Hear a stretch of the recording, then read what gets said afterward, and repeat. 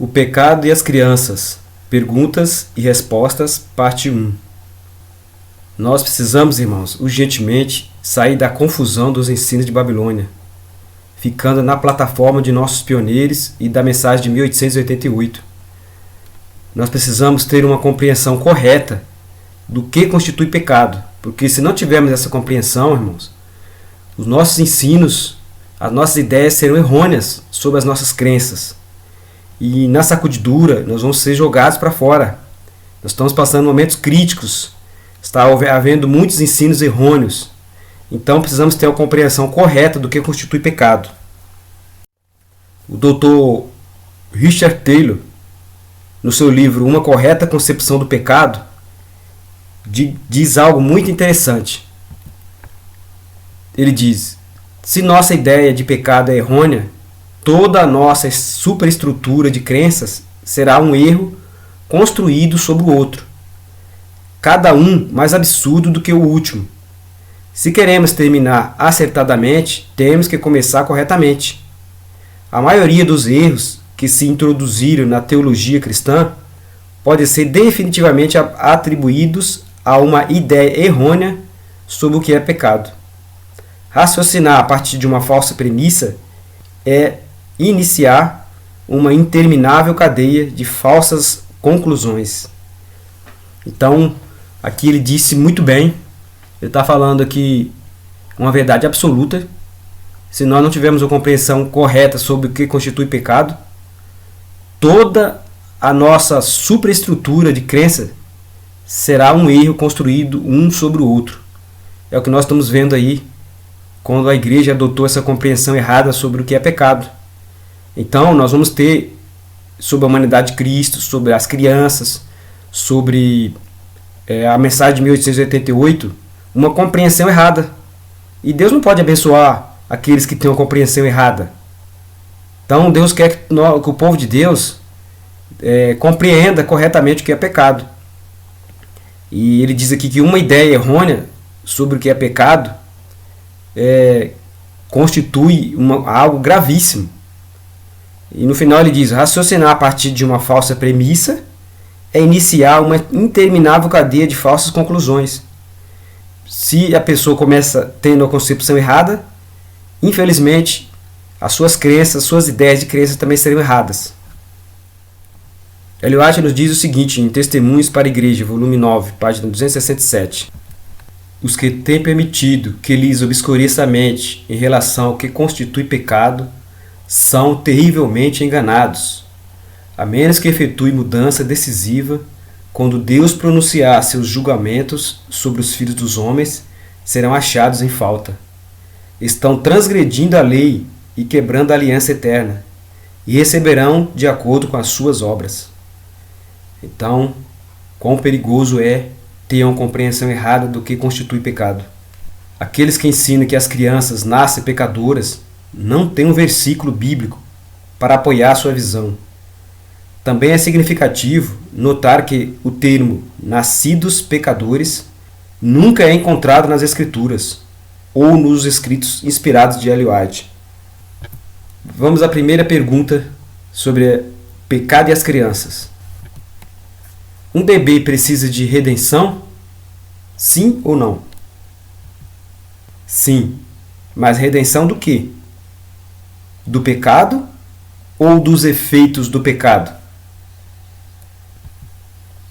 Um bebê recém-nascido não precisa de um salvador do pecado, pois ele não cometeu nenhum pecado ao nascer, nem herdou o pecado, mas sim suas consequências, ou seja, uma natureza pecaminosa. Ele precisa de um salvador dos efeitos do pecado. Aqueles que ensinam que um bebê que morre ao nascer precisa de um salvador do pecado, em vez de dos efeitos do pecado, estão ensinando a doutrina do pecado original.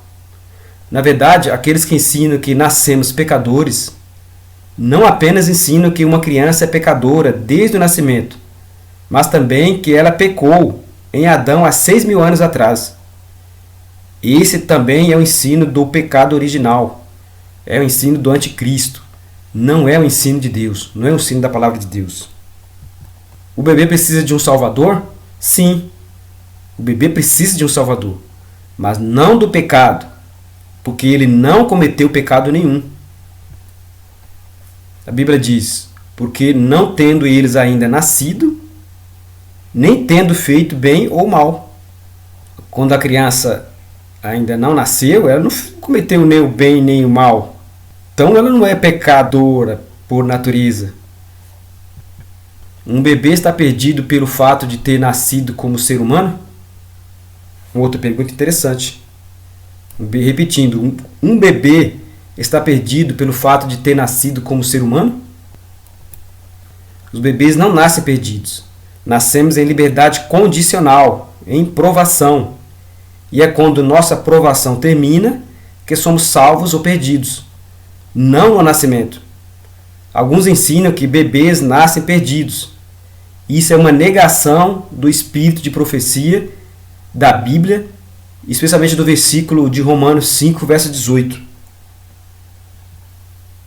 Ellen White nos diz: os filhos devem ser ensinados que são apenas candidatos aqui e ser educados para se tornarem habitantes das mansões que Cristo está preparando para os que o amam e guardam os seus mandamentos.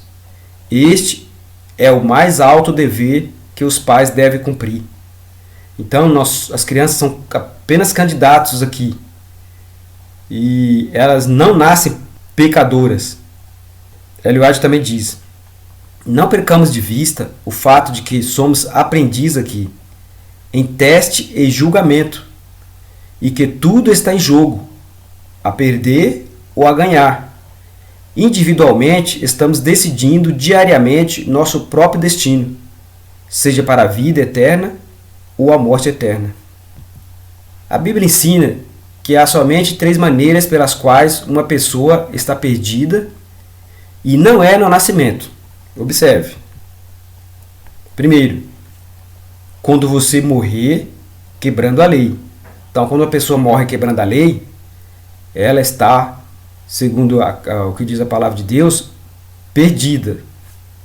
Segundo ponto, no fim do tempo da graça, quando fechar a porta da graça, não tem mais chance e as pessoas estarão perdidas. Aqueles que não aceitaram a Cristo estão perdidos. E o terceiro ponto é quando nós cometemos o pecado imperdoável. Então, só existem essas 3 maneiras pelas quais uma pessoa está perdida. Entendeu? E não é no nascimento. Bebês morrem por causa do seu pecado? Não. Bebês morrem por causa das consequências do pecado de Adão. Não por causa de algum pecado que ele herdou de Adão. Eles não morrem por causa de algum pecado que eles cometeram, pois isso seria o pecado original. Eles morrem por causa das consequências do pecado de Adão, pois um bebê não nasce pecador, mas recebe as consequências do pecado de Adão. As consequências do pecado de Adão é uma natureza pecaminosa, mortal. Então, todos nós nascemos e vamos morrer a primeira morte, que é consequência do pecado de Adão, mas não por causa dos nossos pecados. A segunda morte só quando nós transgredimos a lei. Tudo neste mundo está sofrendo sob a maldição do pecado e precisa de um Salvador. É por isso que Cristo levou a coroa de espinhos. Ele carregou a maldição do mundo inteiro. Ele redimiu não só o homem, mas também a própria natureza. Se houvesse um recém-nascido que crescesse sem nunca pecar, ele não seria salvo através de tais boas obras? Ele precisa de um Salvador também? Não existe essa possibilidade, pois a Bíblia diz que todos pecaram e o salário do pecado é a morte. Todos nós precisamos de um Salvador. A pergunta deve ser: uma criança é considerada pecadora desde o nascimento ou quando transgride a lei? Essa é uma pergunta que deve ser feita. Se você responder um pecador desde o nascimento, você contradiz a Bíblia e o Espírito de profecia. Além disso, você terá que mudar a natureza de Cristo e negar que ele realmente participou de nossa carne. Esse é o espírito do anticristo, a Bíblia diz. Nem você pode ter uma compreensão correta da justiça pela fé, porque você não tem um exemplo. Jesus disse: ao vencedor, dar-lhe-ei sentar comigo no meu trono, assim como também eu venci e me assentei com meu Pai no seu trono. Quando você tem a compreensão correta do que é pecado, você compreenderá que podemos vencer o pecado pelo poder de Cristo. Aqui Jesus é claro. Podemos vencer como Ele venceu. Jesus precisava de um Salvador? Não. Por quê? Porque Ele nunca pecou. Mas Ele não participou de nossa natureza caída? Sim, participou. Mas participar de nossa natureza caída não é pecado. Você consegue ver a diferença entre a natureza e o pecado? Isso é um ponto importante que você precisa compreender. E quanto a Lúcifer no céu, como um anjo santo, ou Adão antes da queda? O que causou o pecado deles? Foi a sua natureza? Não. Eles tinham uma natureza santa. Foi a escolha que fizeram. Assim foi com Cristo e nossa natureza caída. Ele nunca exerceu seu livre-arbítrio contra a lei de seu pai. As crianças não são castigadas pela culpa dos pais. Aquele que pecar é que morrerá. O filho não levará a culpa do pai, nem o pai levará a culpa do filho.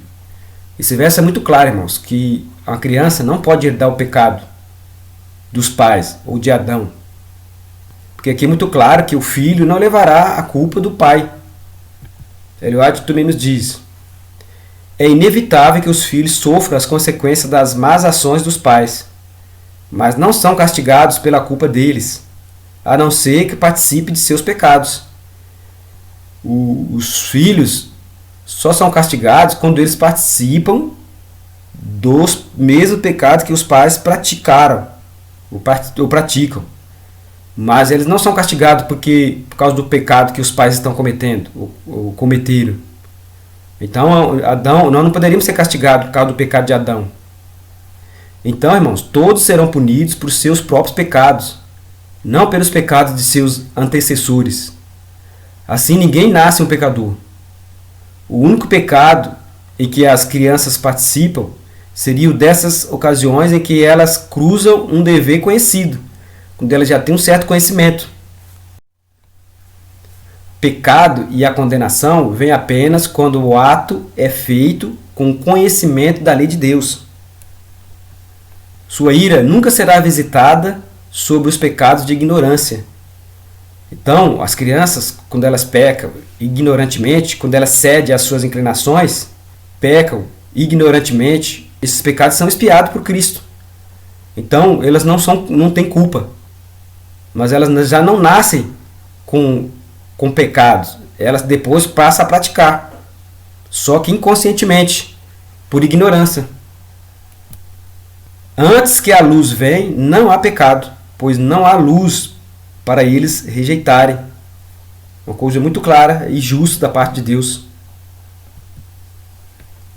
Ellen White também diz: não seremos considerados responsáveis pela luz que não atingiu nossa percepção, mas pela luz a que resistimos e que rejeitamos. Um homem não poderia compreender a verdade que nunca lhe foi apresentada, e não pode, portanto, ser condenado pela luz que nunca teve. Que maravilha, né? Que Deus justo, maravilhoso. Os bebês pecam por ignorância e não podem ser julgados por isso. Eles são ignorantes do certo e do errado. Uma vez que a ira de Deus nunca se manifestará sobre os pecados de ignorância, e que nós não devemos ser responsabilizados pela luz que não tem atingido a nossa percepção, os bebês não são condenados no nascimento. Eles nascem com tendências pecaminosas e inclinações e vão manifestar os resultados dessas tendências, mas eles não são considerados como culpados devido à sua ignorância. A Bíblia e o Espírito de Profecia revelam que no céu haverá muitas crianças inocentes. A Bíblia diz em Deuteronômio 1,39: Vossos filhinhos, dos quais dissestes que seriam a presa do deserto, que hoje não conhece nem o bem nem o mal, eles ali entrarão. A eles darei a terra e a possuirão. Aqui é uma promessa que Deus está fazendo, que os filhos dos aqueles que obedeceram a Deus estariam no céu. Jeremias diz: Assim diz o Senhor, uma voz se ouviu em Ramá, lamentação, choro, amargo. Raquel chora seus filhos, não quer ser consolada quanto a seus filhos, porque já não existem. Assim diz o Senhor, reprime a tua voz de choro e as lágrimas dos teus olhos, porque há recompensa para o teu trabalho, diz o Senhor, pois eles voltarão da terra do inimigo. Olha que promessa, eles vão voltar da terra do inimigo, que é a sepultura. E há esperança quanto ao teu futuro, diz o Senhor, porque teus filhos voltarão para os seus termos. Essa é uma promessa de Deus. E Ellen White nos diz: Atravessamos os bosques, pois estávamos a caminho do Monte Sião. No trajeto, encontramos uma multidão que também contemplava as belezas do lugar. Notei a cor vermelha na borda de suas vestes, o brilho das coroas e a alvura puríssima dos vestidos. Quando os saudamos, perguntei a Jesus quem eram eles. Disse que eram mártires, que por sua causa haviam sido mortos. Com eles estava uma inumerável multidão de crianças, que tinham também uma orla vermelha em suas vestes. E ela cita, aqui ela está falando de Jeremias, da profecia de Jeremias. Muitas crianças morreram na época de Cristo, também na época de Moisés.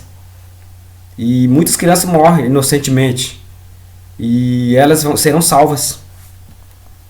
Ellen White continua dizendo: muitos dos pequeninos, porém, não terão mãe ali. Que coisa, hein? Muito triste. Mas muitas crianças estarão no céu sem mãe. Os anjos acolherão os pequeninos sem mãe e os conduzirão para junto da árvore da vida. Agora observe atentamente esse ponto. Veja o que diz Ellen White sobre os filhos dos crentes. Alguns têm perguntado se os filhinhos, mesmo de pais que creem, hão de ser salvas, pois não tiveram nenhuma prova de caráter, e todos precisam ser provados, e seu caráter tem de ser determinado pela prova. É feita a pergunta: como podem as criancinhas ter este teste e prova? Respondo que a fé dos pais que creem protege os filhos, como sucedeu quando Deus enviou seus juízos sobre os primogênitos dos egípcios. Os filhos dos pais que são crentes, que eles educaram no caminho de Deus, ou que eles morreram sem antes ter o conhecimento da verdade, antes dele ter o conhecimento da verdade, né, se eles morrerem até esse momento, eles serão salvos. Quando eles já passam a ter o conhecimento, aí eles já são responsáveis, mas antes é a fé dos pais que creem, protege os filhos. Aí ela conclui: não podemos dizer se todos os filhos de pais descrentes serão salvos, porque Deus não tornou conhecido o seu propósito a respeito desse assunto, e convém que o deixemos onde Deus o deixou, e que nos demoremos em assuntos elucidados em sua palavra. Então, Deus não revelou para nós se todas as crianças de todos os ímpios vão ser salvos. Mas aqui está deixando claro que quando Deus não revelou, não devemos demorar nesses assuntos que Deus não revelou. Nesse ponto aqui. Mas o importante é sabermos que as crianças não é pecadora por nascimento. Entendeu? É só quando elas nascem e é que elas começam a cede sem ignorantemente esses pecados Jesus expia, mas até depois que elas passam também a ter o conhecimento, aí elas já passam a ser culpadas, né? Depois que elas passam a ter o conhecimento, mas antes não. Outra revelação foi dada sobre as crianças imbecilizadas. Quanto ao caso de A, vós o encarais como é agora, e deplorais sua simplicidade. Ele não tem consciência do pecado. A graça de Deus removerá toda essa imbecilidade hereditária e transmitida, e ele terá uma herança entre os santos na luz. A vós, o Senhor concedeu sanidade mental, pelo que diz respeito à faculdade do raciocínio. A é uma criança, mas possui também a submissão e a obediência de uma criança. A graça de Deus removerá toda essa imbecilidade, hereditária e transmitida.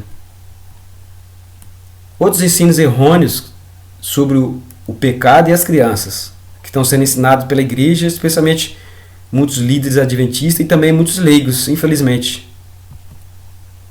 No livro Nisto Cremos, por exemplo, na página 86, na nota 22, está ensinando que a Virgem Maria não recebeu uma natureza humana com tendências ao mal como nós a recebemos. Ou se a recebeu, não a transmitiu a Jesus. Eles dizem que no momento da concepção, o Espírito Santo isolou Jesus da lei da hereditariedade. Um absurdo. Agora medite só o que diz a Revista Adventista. Revista Adventista de abril de 2004, na página 12. Quem disse isso foi Derson da Silva Lopes Júnior. Olha só que absurdo que ele disse.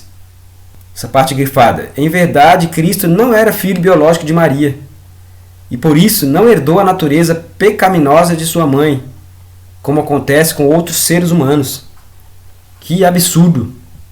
Até onde se chega a fim de sustentar uma doutrina sem fundamento? Que coisa incrível! Ele diz que Jesus não era o filho biológico de Maria e que Jesus não herdou a natureza pecaminosa. Totalmente contrário ao que diz a Bíblia e o Espírito de Profecia.